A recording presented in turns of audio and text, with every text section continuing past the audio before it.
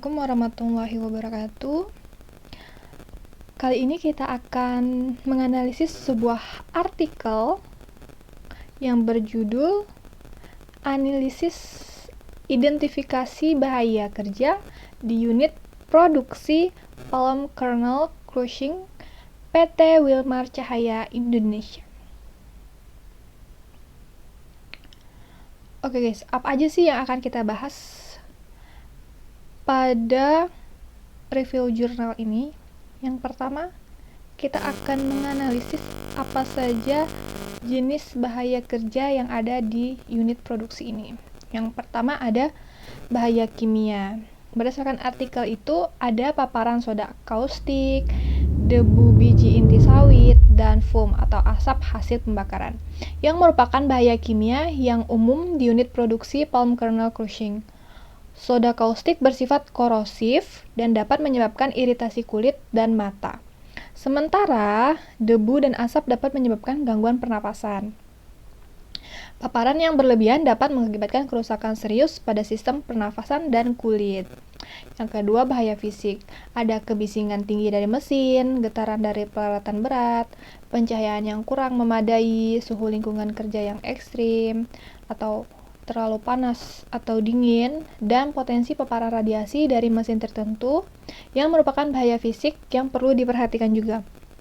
Paparan berlebih dapat menyebabkan gangguan pendengaran, masalah muskuloskeletal, kelelahan mata, dan masalah kesehatan lainnya. Penggunaan alat pelindung diri atau APD ini dapat sangat penting untuk mengurangi resiko yang ditimbulkan dari bahaya fisik ini. Yang ketiga ada bahaya biologi, ergonomi, dan psikologi. Kondisi sanitasi yang buruk, seperti akses air bersih yang terbatas, fasilitas toilet yang tidak memadai, dan pengelolaan sampah yang tidak baik dapat menimbulkan bahaya biologi. Hal ini dapat meningkatkan risiko penyakit menular.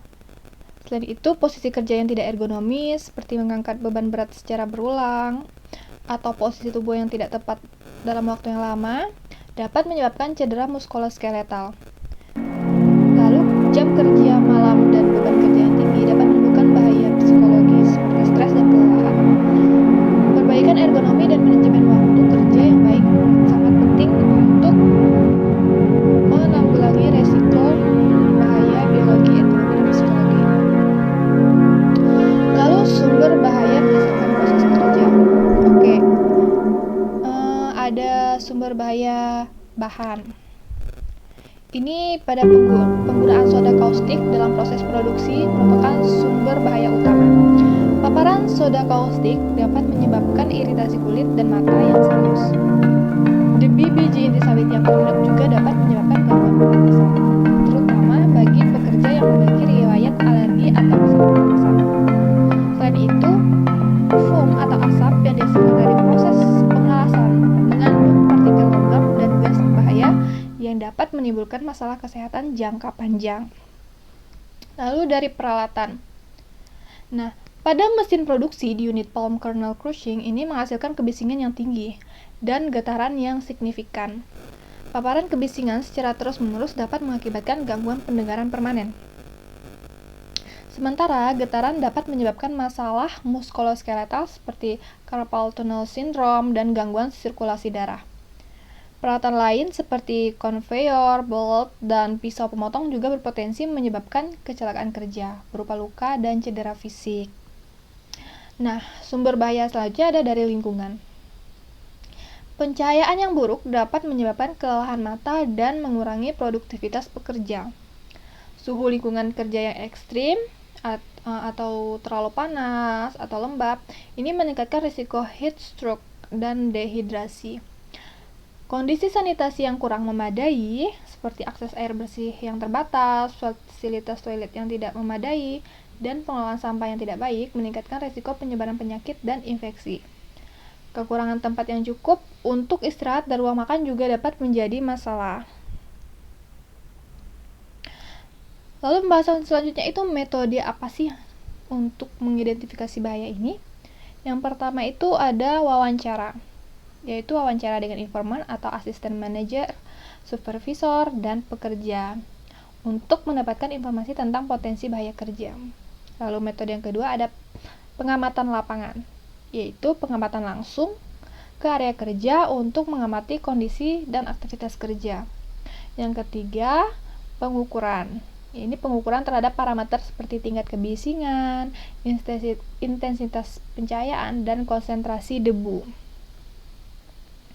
Lalu, bagaimana pengendalian dampak terhadap potensi bahaya tersebut? Yang pertama ada pengendalian administratif, meliputi pelatihan, penyediaan tanda bahaya, ketata rumah tanggaan, dan instruksi kerja. Lalu, pengendalian yang kedua itu menggunakan alat pelindung diri atau APD, meliputi earplug atau pelindung telinga, topi pengaman, sepatu pengaman, sarung tangan, welding gloves, welding mask, gugus, dan masker. Nah, apa sih yang menjadi kekurangan dari penelitian ini? Apa sih kekurangan dari artikel ini? Oke, kita identifikasi sama-sama. Yang pertama itu kurangnya deskripsi detail. Artikel ini tidak memberikan tentang deskripsi detail tentang metode identifikasi bahaya dan strategi pengendalian yang diterapkan. Yang kedua, kurangnya data kuantitatif. Artikel ini tidak menyertakan data kuantitatif untuk mengukur efektivitas langkah pengendalian yang berbeda. Yang ketiga, kurangnya pembahasan tentang bahaya yang muncul. Artikel tidak membahas bahaya yang muncul seperti teknologi dan otomatisasi yang mungkin muncul di industri pengolahan kelapa sawit ini. Lalu rekomendasi untuk penelitian lebih lanjut yang dapat diberikan, yang pertama itu studi kasus yang lebih mendalam. Ini dapat melakukan studi kasus yang lebih mendalam tentang unit produksi palm kernel crushing di PT Wilmar Cahaya Indonesia, tentunya termasuk deskripsi detail tentang proses kerja, identifikasi bahaya, dan strategi pengendaliannya, yaitu penggunaan data kuantitatif, yakni melakukan pengukuran terhadap parameter seperti tingkat kebisingan, intensitas pencahayaan, dan konsentrasi debu untuk mengukur efektivitas langkah pengendaliannya. Lalu, membahas bahaya yang muncul. Itu menambahkan analisis tentang bahaya yang muncul seperti teknologi dan otomatisasi di industri pengolahan kelapa sawit. Nah, kesimpulannya, analisis bahaya kerja di unit produksi palm kernel crushing di PT Wilmar Cahaya Indonesia menunjukkan pentingnya identifikasi bahaya, sumber bahaya, dan strategi pengendalian yang komprehensif. Penelitian lebih lanjut diperlukan untuk memberikan pemahaman yang lebih mendalam tentang bahaya kerja dan efektivitas langkah pengendalian yang diterapkan. Oke, sekian saja review jurnal dari saya. Terima kasih atas perhatian Anda. Semoga presentasi ini bermanfaat dan dapat memberikan